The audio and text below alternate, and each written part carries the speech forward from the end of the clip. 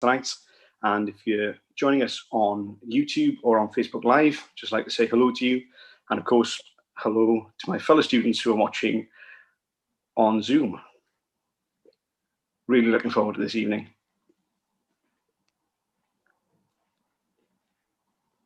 Oh, we're not live yet. You have to say it again. It was great though. It's perfect. So you just have to do it once more. So one take wonder. Absolutely amazing. World class. So it's Go on, Jack. You can do it. It's like mile of 5. Second time's always easiest. So good evening, everyone. I'm Jack. I'm a PG trumpet player at the RNCM, and I'd like to start by thanking you all for joining us tonight. Just like to say hello to everyone watching us on Facebook and YouTube, and of course, hello to all my fellow students and staff at the RNCM who are watching us on Zoom. Tonight, it's an absolute honour to welcome Tine Helseth to this Q&A session. Tine is an award-winning trumpet player from Norway who has performed on all 6 continents and has worked with some of the world's leading orchestras. So it's a real treat to have such a fantastic musician with us tonight, and it's a wonderful opportunity for us to ask Tine some questions. So welcome, Tine. Thank you. Thank you. I'm very happy to be here. It's cool. Great. Yeah. So Tine, how are you keeping, and where are you zooming us from in the world at the moment? Well, I'm at home in Oslo. That's where I live. It's where I'm from. And I'm sitting here in my walk-in closet, which is where I do a lot of my practicing, hence the music stand. These days. So it's very quiet nowadays. It's of course it's been a very strange, what is it now? 8 months or something since March. I don't know. It's a long time ago. So but now it's also getting stricter now. It was, I did concerts and everything, but now it's a bit stricter again. So yeah, now I'm here chatting to you guys, which is nice. Yeah. Great. So to start, I suppose we'd better ask rather an obvious question, which is, how has this global pandemic affected you, and what sort of playing have you been doing to keep in shape over the last few months? Yes, well, it's one of the main questions these days. So basically, it's been so in the very beginning in March. So my last trip abroad actually was in late February. I was in the US touring, and then when I got back home, then everything shut down. And then at that time it was very difficult because then I had no idea when I would play a concert again. I knew maybe in 3 months, kind of, because at the same time the whole world shut down and everyone started canceling and stuff. So basically, so I played a concert on the 29th of February. And my next concert was on the 22nd of June, which is a long time. I did a couple of kind of, like some concerts online, but it's not the same as playing for an audience anyway. So in the beginning, I found it really hard to find any sort of motivation to practice, actually, which I think especially a lot of my colleagues, we don't talk about that out loud, because I think maybe then people think we're not taking our job seriously, which I absolutely am. I'm doing that, but it's just the big difference between me when I was like you guys when I studied, and difference now when it's my job, which it has been since I was 18 or something, but it's a different thing now, because when you're studying, you have this goal of getting somewhere. And now I'm kind of somewhere. Of course, I always have a goal to develop from that. But then, so basically the reason I play is because I like to play for people. So when I suddenly don't know when I'm going to do that next, and I don't know what music to prepare, then I found that really, really hard. So I didn't practice all the time. I did other things, like just you know, we took walks and we tried to, so yeah, some exercise maybe. I cooked a lot of food, did a lot of knitting, a lot of PlayStation, a lot of Nintendo, a lot of Netflix, a lot of, you know, those things. But then of course from June it kind of started a bit again here. I think it's a bit the same for you guys in the UK, you know, as well. Suddenly we had some concerts with, of course, very few people in the audience, but still, you know, things were happening. All up until now, actually, and then it's shut down again now.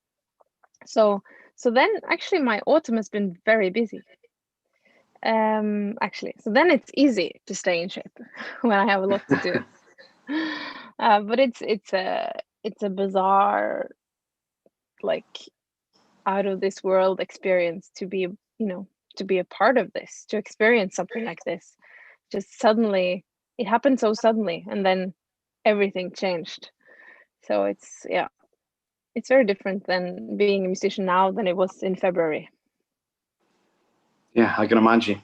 Yeah. So when it comes to doing recitals, I've often wondered, how much choice do you have in the program? Is it a case of you pick all the music, or are you obliged to play certain pieces?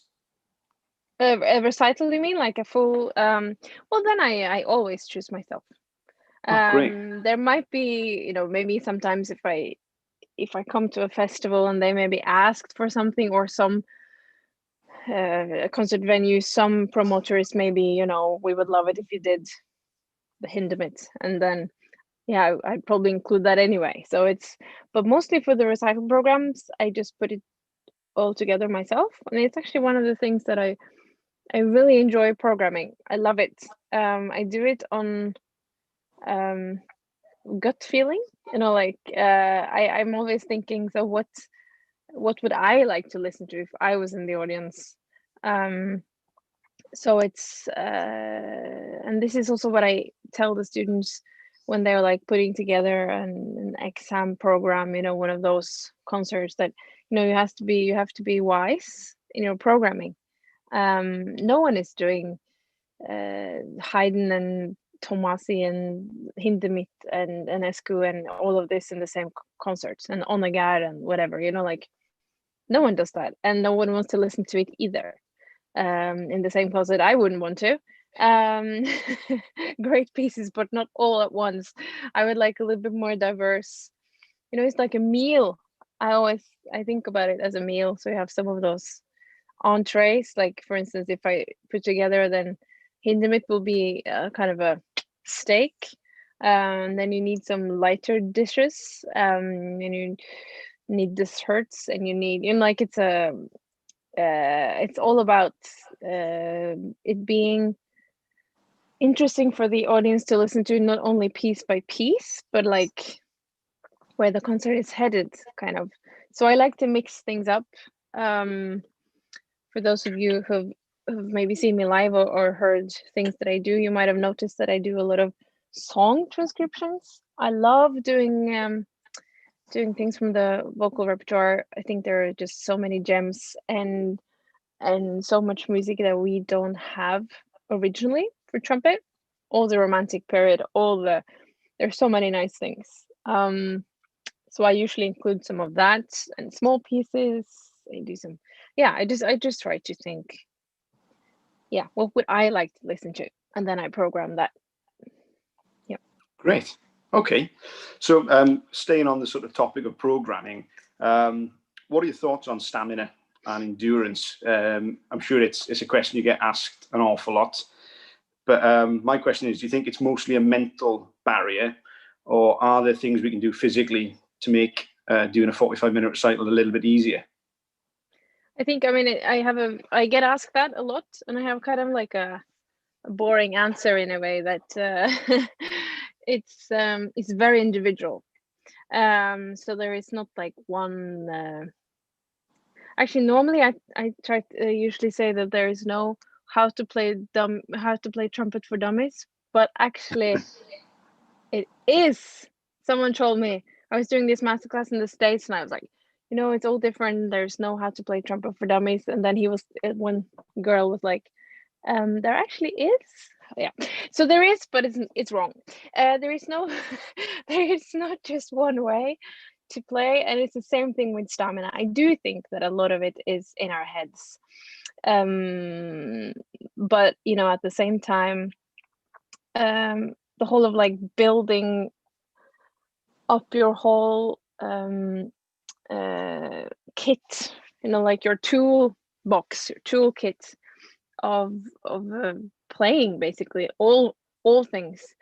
Part of that is also the endurance, or actually finding a way to play that you use only the power that you need, and not unnecessary energy that actually is just it does it harder, basically. So I think that has kind of been like my how do you say, my way into the whole endurance thing. And this was of course because of my teachers. They kind of had that the vision, or they saw that that worked very well for me. And then my main teacher, he kind of worked on that, kind of developed it. So I think that's my main kind of strength when it comes to stamina. So I don't have to practice in the same way. How to say this? I don't have to practice the full program to know that I can play the full program. As long as I'm in, you know, kind of good shape, it's no problem. But it's also because I have the experience that it's going to be fine, and I have the knowledge now after many years, that there's so much, the whole thing of getting tired, it's the kind of process in your mind then is actually what can just make it so much worse in like a second. So it's all just, you know, trust your body knows how to do that. Sometimes it's a little bit of a harder day at work than it is another day, but I still have to play a concert. So you just fully trust that my body knows how to do this, and then dare to not let those thoughts or like panic thing affect me, because then you start breathing differently, then you start doing all these things, and then in a matter of seconds you're suddenly extremely tired without actually kind of even being it. And this is, I think, is a thing for the doing an exam, because I mean, one thing is 45 minutes, but I mean, I don't know how long your second year, you have an exam second year as well, maybe, or like, yeah, in Norway they do, then they have like 20 minutes or something. And I mean, playing 20 minutes is like easy. I mean, it's 20 minutes. It's like what you do, like there's really nothing. But then suddenly when they come to the exam, then it's something, you get tired before you go on, kind of, or that's the feeling you have if your nerves kind of take over. So in that sense, it's all about trying to just know, I'm going to do what I know, I'm going to breathe in the way I know. I mean, I can have those voices telling me that I'm very nervous, but I choose not to listen to them because I know what to do. I would just relax and not do it like this. And then of course it's again, this is a very individual process for everyone. But very long answer to your question. I do think endurance is both. So you have to be in a good shape, and then finding your, I mean, I can't say what to do to be in good shape. That's something you have to figure out yourself, talk with your teacher, maybe, you know, several others. And it's your responsibility to, if it doesn't work, it's your responsibility to tell your teacher, I've tried this, it doesn't work, can we try something else? Because the teacher will not smell that it's not working for you. You know, you have to tell him or her. And then you'll get, you know, then you'll have a feeling what works for you. And then you have to not let your panicky, negative, do you say destructive? Yeah. Part of your head, mind, don't listen to it. Only listen to the good, positive supportive, being nice to yourself part. That is easier said than done, but yeah. Okay, thanks. So sort of following on from that, and again, I'm sure this is different for everyone, but what do you do sort of the day before and the time sort of immediately before a recital in terms of playing? How do you control doing too much or too little, or knowing you've done the right amount to be sort of in the best condition for your recital the next day or that afternoon? This is something that I would say at the first times I did full recitals, I was more stressed about this. But I'd done it already quite early in my studies, like when I was 16, 17. I'd already done some of those, but then I was stressed, and I was stressed when I started doing this. Now I'm very relaxed because I trust that it will be fine. It's hard. It's just I have to see how I feel the day before, for instance. Sometimes it's nice to practice a lot, like if I'm in good shape, then if maybe I feel a bit, then I maybe I don't practice so much, and then I feel more fresh the day after. Sometimes I wake up, I start warming up on a day that I'm gonna play. I mean, any concert, but especially if it's a very important concert or something that I think is especially important, I can wake up, start warming up, and I might not be in the best shape. And that's when the mind needs to work properly. That's when you need to trust your body, and just like maybe then I need a bit of a longer warm up. But yeah, so the same day, I usually have a sound check, or maybe sometimes longer, and then I play, and then I will feel it immediately if it feels like I'm going to play too much. I do think that, and I've talked to a lot of also different, colleagues and different wind instrument singers. For me, like doing like if you do a dress rehearsal or something, and you just don't play all the time, or you play softer, or you do like those kind of, we call it to save, like saving for the concert. I find that actually that takes more energy than just actually playing. And maybe then just don't play a full passage of something that you feel like, okay, then don't play that. But then actually doing like half something kind of makes my physique and it feels better just to do it or not do it than just doing it halfway, in my experience. Yeah. Okay, great, thanks. So I'm just wondering now, when you're playing and you're in a concert hall, how do you just stay completely in the moment and focus just on the music? Is that something that comes with time, or is it something special you can do to really put all the distractions out of your mind, even if there's a disruptive audience or something? How do you just stay totally in the moment and focus entirely on musicality? Well, first of all, I don't do that. I don't manage to do that. That's almost impossible for a full recital. It depends on your head, and it depends on, I can think of all sorts of things. Like what am I going to eat later, and whatever. But most of the time, yes.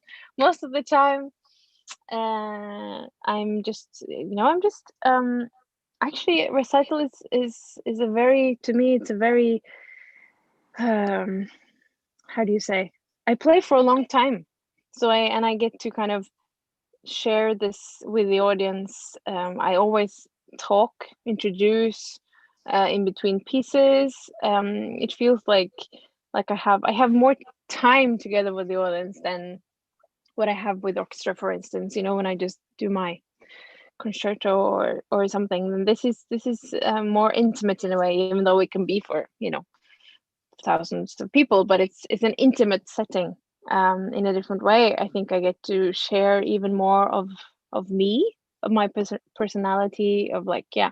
So I really like that setting. I think it's fun, and it's kind of rewarding. It gives me a lot to play recitals, actually. And I mean, the pianists that I play with, they're all I mean, of course, amazing musicians, but also amazing people. The pianists that I work regularly with, we love just spending time together, and so that will also be the same little bit of an atmosphere on stage. Like, we know each other, and we do this together, and I just try to enjoy the moment somehow. Try to talk to people through the music ish, sharing. I don't know. I had this what is it called? Talk the other day about how to be the best when it matters. Like how to. I don't know what you say in English, but like, yeah. So I was supposed to say something about that. How to manage to perform your best when you need to. Like, yeah. And it's kind of this thing of just like feeling that I just, you have to like or love or whatever center of attention. It's like, if you do solo, that's how it is. And since I'm a soloist, and I have to enjoy being in focus. That's like, yeah, otherwise this would be a horrible profession. And like to have that kind of that, to feel like you have everyone's attention. This is actually a feeling that I try to talk about in the because it's this amazing feeling. And it's the same with actors, or if you're having a talk, having a lecture, having a whatever, and then just really knowing how to like grab the audience, and like, now this is me, you have to listen to, and then be very confident and enjoy that situation. It's one of the, I think it's one of the most magical things, to sense that all these people, at least I think most of them, are really, they have their full focus is now on me, and and the pianist, or what we do together, which is magical somehow. And then to get to experience that, and get to be in that position, or in that experience, is incredible. I try just to think of that, or just like try to be in that state of mind, and then suddenly it's over, and then it's gone, kind of. So it's try to enjoy it while it's happening. Yeah. Great. Okay. Thanks very much. The sort of last question we have before we move on to some sort of audience questions is about new music. And I understand you play a lot of commissions, and premiere lots of brand new music. So I'm just wondering how you would go about preparing a piece that there's no recording of it. You have to learn it from scratch. What's your process of doing that? Yeah, well, it's it is a very different thing than playing some piece that you've heard before, or heard someone else's play or recording or whatever. But it's also part of the fun, actually. Part of the you get to, yeah, as you say, you get to learn it from scratch. And I mean, if it's a commission written for me, then no one has ever played it before. It hasn't been performed before if it's the world premiere. So it's just to be in this position to get to do it in my way, without being colored of anything else I've heard, or stuff like that. I think that's amazing. I think it's my duty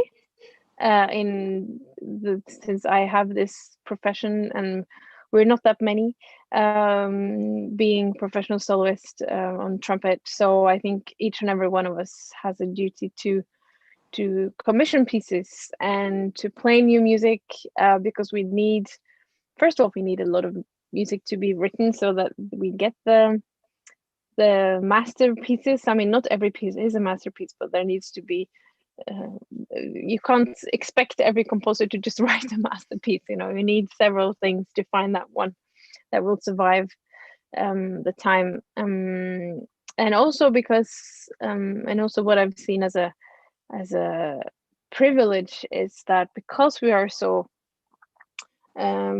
few of us, that a piece written for me will be different than a piece written for Håkan Hardenberger or Alison Balsam, or it will be a bit different because the composer will have us in mind, so something written for me.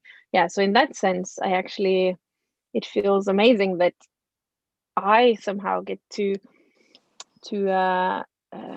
color this one way of composers writing for the trumpet if they write for me, which is incredible. So I do think that, and this is also, your fellow, you probably have composition students at school as well. So it's really, do get them to write something for you, or be part of just a solo piece, whatever. Just kind of it's actually really cool. You never know. And they need and maybe they know nothing about the trumpet, and then you need to tell them how to write for trumpet, because not everyone knows that, and then it gets hard. But yeah, learning a piece from the beginning. I do have some, actually here I have some tips, like practical tips. You have this feeling of like, probably a lot of you have experienced this, that you get a new piece, new for you, and maybe in the beginning you're like, what is happening? What is this? And it feels like it's a language you don't understand. But then suddenly, when you know it, it's like, whoa, this is not the same music kind of that I saw 2, 3, 4, 2 months ago, like whatever, weeks, months, because now I suddenly understand. Now I suddenly knows what it is, and stuff like that. And I think a good way to get like a visual of how much of the piece you've learned and how much you still have to work on. Now I mostly use iPad, but it's the same thing if you have a paper, the old-fashioned paper, then these post-it notes. So basically I have the post-it notes or color, like on the iPad, so that I know I still have to work on this. Maybe every system, every line, or maybe 2 at a time, or maybe a longer passage, because it's not that hard. And I take away the post-it note when I feel like I know it quite well, and then where, oh, this place is really difficult, it will stay there for a while, but then you kind of know that actually the rest of the piece now I actually know quite well. So then it's just visually to kind of not feel overwhelmed all the time, and also not to just practice the things that you manage, because that's more fun, when you practice something that you can play, then it's easier to recognize where the hard work needs to go into. But playing new music it's great to get to just shape something completely new, a new little adventure every piece. Yeah. Oh, great. Well, thanks very much.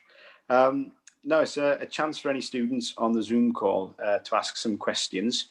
So if you do have a question, click on the raise hand button, and Paul will pick someone and unmute you.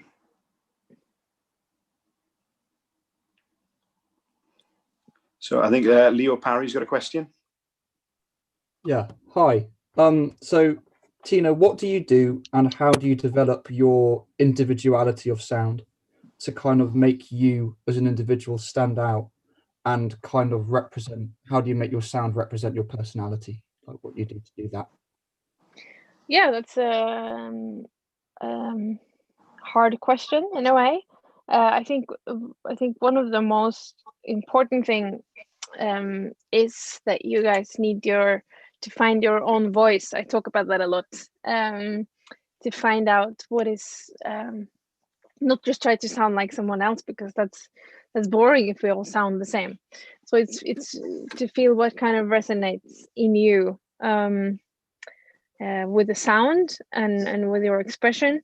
And I think that it's actually just to play actually a lot. Maybe I was the one. I always like to play nice melodies. It's nice to do that. Quite simple tunes. I do a lot of, and I still do that. Play quite easy etudes that I've played before when I was younger, or I loved sight reading when it was one of my favorite things when I was a kid. So I think that's one of the reasons that I immediately felt this kind of joy when I got to not only hit the right notes and the right rhythm, but I also got to do phrasing immediately, like making it actually make sense as a song, like how I would sing it and phrase it. And that joy, I still have that joy with the melodies. And I do think that playing simple tunes is the best way of finding your natural way of phrasing, your organic way of phrasing, thinking how you would sing it. You don't have to be a good singer at all, but singing it, you would never breathe in a strange place, or you wouldn't. Yeah, it will be very natural. I've never heard anyone when I've told them how would you sing this. First of all, they can be really embarrassed when they have to sing in front of me, but I'm like, no, with whatever voice you have, it's all good. And I've never experienced anyone singing not organic, not feeling like something easy, like something that just it feels like the most natural thing. So it's just to kind of get that, have the same feeling when you play, that it's nothing. The instrument in itself is just a tool. It's not something that should come between you and your musicality and what's out there, the sound. The trumpet is just the part of it. It's just a tool. So I do think playing simple tunes and making them sound organic and natural, and enjoy doing that. And do sight read people, do things like Prima Vista. Like right now I actually have I don't know if this is like a book. I probably had it when I was like 10 years old or something, but this, for instance, is a book that I it's very easy etudes actually. I don't know if you've seen it, just because I had it here. And I played some of those earlier today when I practiced, just to play, it's like, I think I gave them to the students here during Corona, this Zoom life, this spring.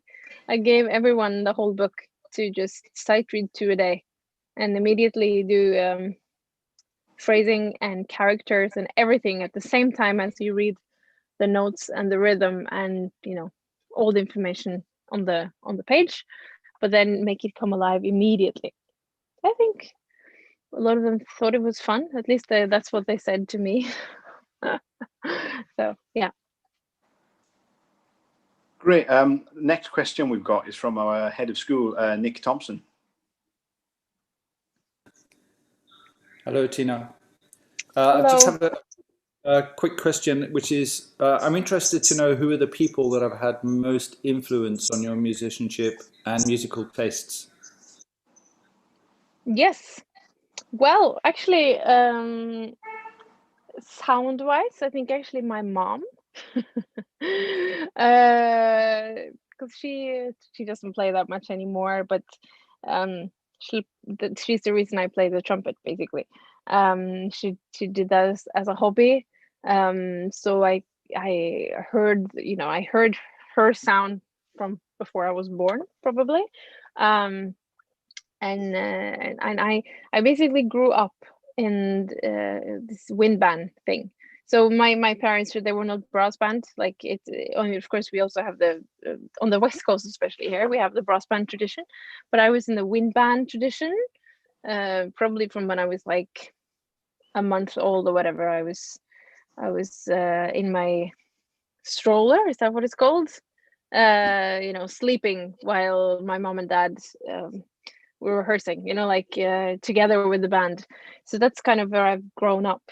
That's why I play, basically. And my mother actually had a very nice sound, very nice sound. So I do think she was the first sound I heard, basically.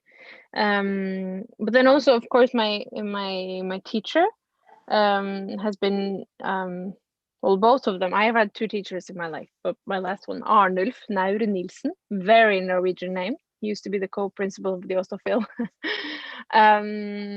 He was the one that kind of developed, really, I wouldn't be where I am today if it wasn't for him and his way of teaching and really nourishing my musicality and just seeing me. He's like my second dad. Very, very important to me. And I mean, then musician wise, I've always been keen. Of course, you have the trumpet heroes, like Maurice Andre, or I love Timofey Dokshitzer and the way he plays, and several others, of course, of the. But those are from the old days, the legends, and several others. But I also always love listening to other musicians, singers, pianists, violinists. I think that's one of my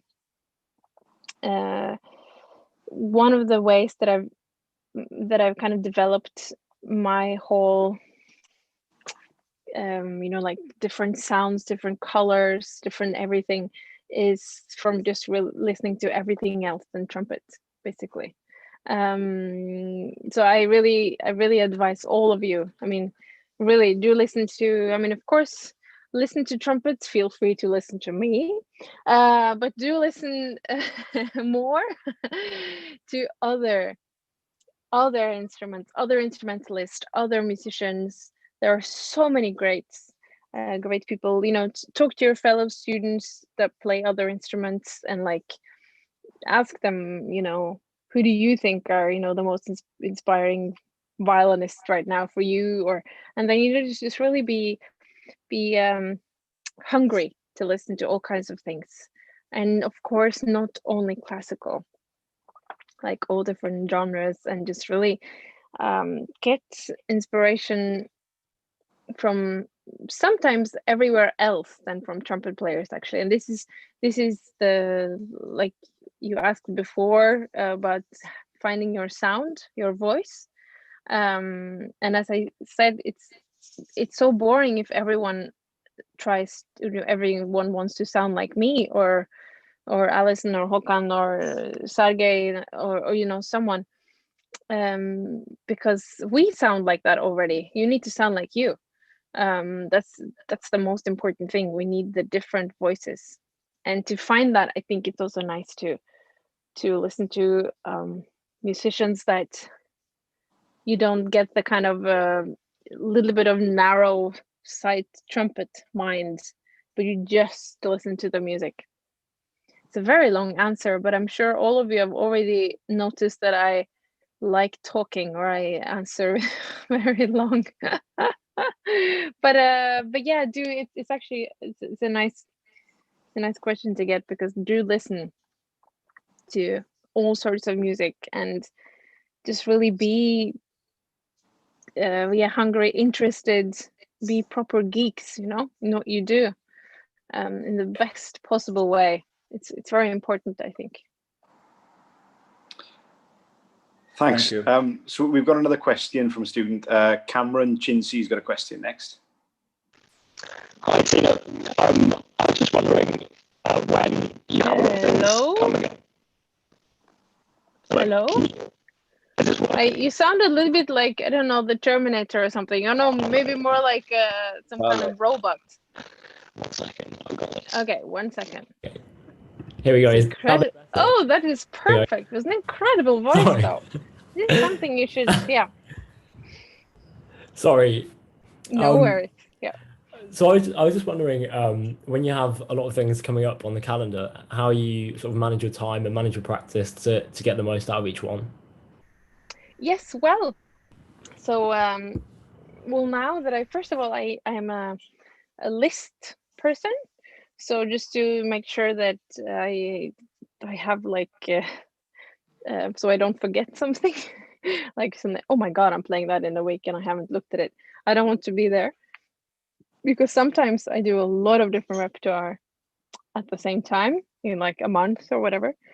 Now I do, since I now use the iPad most of the time, and I have a set list that I put in all the things that I need to have that month, or now it's called autumn 2020. Everything is in there, so then I, small pieces or bigger concertos or whatever, so I can see what I need to practice, and then I know a little bit what needs more practice. So I just try to know what I have to practice more, and then I know what I can just don't have to practice that much on that, but I just need to be in shape. So I think, except from the warm up, which is of course like the first thing I do when I practice anyway, then I do a little bit different every day on what I do, what type of basics I do. Maybe I don't do basics at all that day. I just do repertoire. It's very different now than it was when I studied like you guys. Then I was much more disciplined and in a different way. Maybe I still should have done some of that, but so discipline is good. But yeah, I think again, I just trust my gut feeling a bit in what feels right. Also with experience, I think this happens a bit naturally. But yeah, just basically a list, like, and when you're playing it, and just so you can visualize and see. Then I think that's a tip. Yeah. Great. So our last question from students is from Emilio Ruiz. Hi, thank you, Tina. So I wanted to ask, I'm a composer, and I wanted to ask, when commissioning a piece, what would you say is like the most important part of the piece? To be challenging, to be enjoyable, or maybe the concept behind the piece, or what would you say? Well, it depends. I think it's always, so basically, when I get a piece, for me, the most rewarding thing, if I like look at it and try playing it, is that I feel like it's not difficult to be difficult, and it's not beautiful to be beautiful, or it's not a concept to be a concept, or whatever. That it feels like it's it just happened because the composer had to write that way.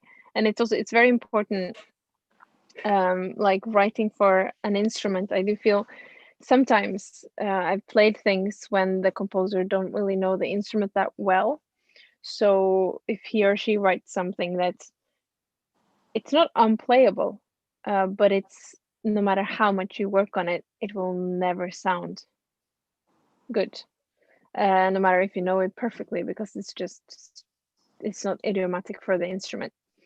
So it's all about knowing the instrument, and knowing what sounds good. So I think,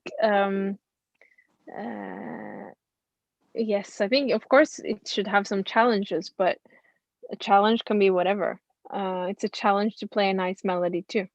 So it's I do think it should just be whatever the composer wants it to be. I think, I mean, sometimes of course it's nice with a concept or a story if that's some kind of meaning to it. But yeah, but the things that I really don't like, if it's a kind of athletic approach to it, like if it's just for just to be difficult, then I don't see any point. Then it gives me no joy, and that makes no sense to me. So it can be difficult, but then it needs to be rewarding, and it needs to feel like it just had to be because of how the music is. Yeah. Yeah. Great. Thanks very much. I'm afraid we're pretty much out of time.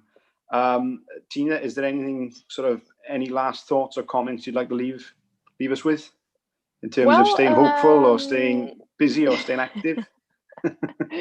No, well, let's see if there is something. I mean, I've talked much already, and I've talked about No, I think all in all, in this strange time that we're in, try to find how to find motivation. Just try to figure out something that you would like to play, and what makes you feel